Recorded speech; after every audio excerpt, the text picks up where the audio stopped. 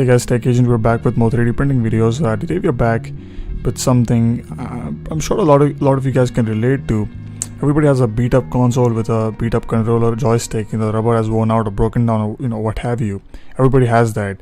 And I was browsing Thingiverse and I found this model, which I thought was absolutely amazing. I never thought of it before that. I can just print this out without having to buy external joystick caps to make the integrity of the grip come back again. So we're gonna print this specific model using a exotic flexible filament called Semiflex, which is a derivative of Ninja Flex. I'll be doing a full review and an analysis on both these filaments in the upcoming days.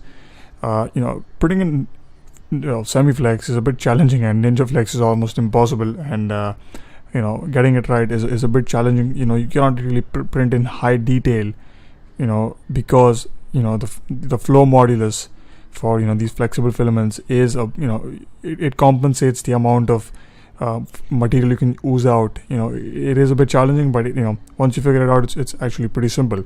I'm using Cura 2.1.2, which is a latest update to Cura, the slicing software for this 3D printer.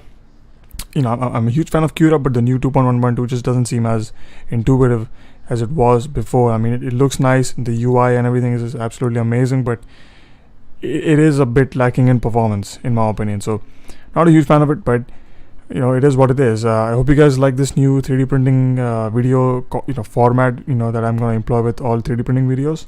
That's pretty much it. Take it easy, and like always, have a good one. Alright.